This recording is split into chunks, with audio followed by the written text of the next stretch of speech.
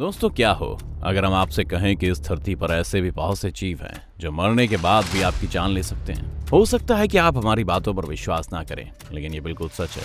आज हम आपको अपने इस वीडियो में एक ऐसे ही जीव के बारे में बताने वाले हैं जो जिंदा रहते हुए तो बहुत शांत स्वभाव के होते हैं, लेकिन मरने के बाद ये उतने ही जानलेवा हो जाते हैं। इतने जानलेवा कि जो भी कोई इंसान इस मरे हुए जीव के जितने पास जाता है, उस इंसान के मरने का खतरा भी उतना ही बढ़ जाता है। अब आप सोच रहे होंगे कि आखिर ऐसा कौन सा जीव है जो मरने के बाद भी इंसान की जान ले सकता है। तो हम आपको बता दें, हम बात कर रहे हैं व्हेल की। जी हाँ, मरी हुई व्हेल वाकई में बेहद खतरनाक है। और ऐसा क्यों है, आइए जानते हैं। दोस्तों, धरती के सबसे बड़े जीव ब्लू व्हेल का वजन 1.5 लाख किलो से भी ज्यादा होता है। इसकी लंबाई करीब 100 फीट यानी एक 10 मंजिला इमारत के बराबर होती है। ब्लू व्हेल न सिर्फ वर्तमान में इस धरती का सबसे बड़ा जीव है, बल्कि आज तक के पृथ्वी के इतिहास में डायनासोर समेत जितने भी जीव रहे हैं, चाहे उन जीवों ने धरती पर विचरण किया हो या पानी में, उन सभी जीवों में ब्लू व्हेल सबसे बड़ी और भारी है। लेकिन इतनी विशालकाय होने के बावजूद भी प्रकृति की ये रचना हम इंसानों के लिए बिल्कुल भी घातक नहीं होती,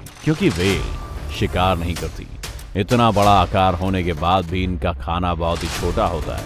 ये व्हेल्स बड़ी मात्रा में पानी को अपने मुंह में लेकर फिर उसे फिल्टर करके पानी में मौजूद छोटे जीवों को खाती हैं, जिन्हें क्रिल भी कहते हैं। ये जीव ज्यादातर आकार में 1 सेंटीमीटर से छोटे ही होते हैं। ब्लू व्हेल्स एक दिन में 4 करोड़ से भी ज्यादा छोटे जीव को खा जाती हैं। यानी ऐसा कहा जा सकता है कि हम इंसानों को ब्लू व्हेल से कोई भी खतरा नहीं है, लेकिन सिर्फ तब तक जब तक वो जिंदा है। मरने के बाद एक व्हेल किसी भी इंसान के लिए बहुत ज्यादा खतरनाक हो सकती है। इसीलिए कहा जाता है कि कभी भी मरी हुई व्हेल के पास नहीं जाना चाहिए, क्योंकि मरी हुई व्हेल के शरीर के अंदर कभी भी एक भारी विस्फोट हो सकता है। इस विस्फोट से 70 किलोमीटर प्रति घंटे की रफ्तार से व्हेल के अंदर का मांस और खून बाहर आ जाता है। बेहद रफ्तार से निकला हुआ ये मांस किसी भी इंसान को काफी नुकसान पहुंचा सकता है।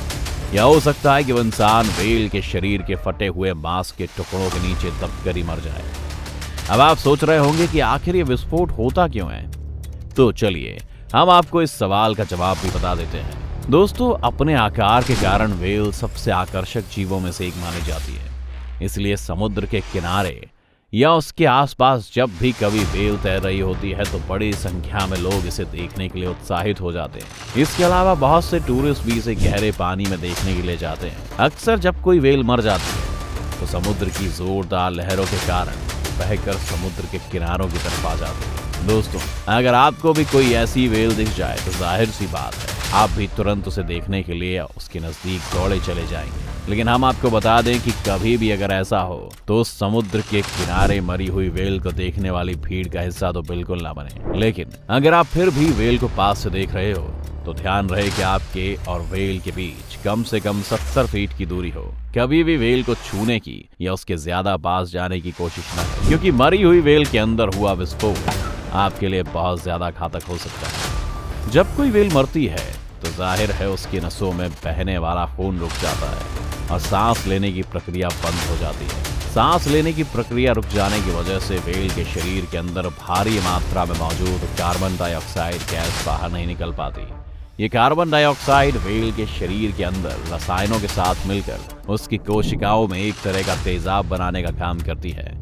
इस तेजाब की वजह से व्हेल की कोशिकाएं धीरे धीरे गलने लगती हैं। तेजाब के प्रभाव से व्हेल की त्वचा भी अंदर से कमजोर व पतली होने लग जाती है।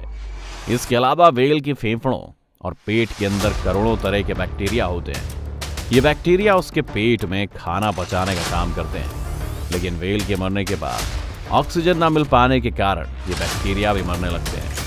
ऑक्सीजन इस्तेमाल न करने वाले बैक्टीरिया की संख्या तेजी से बढ़ने लग जाती है।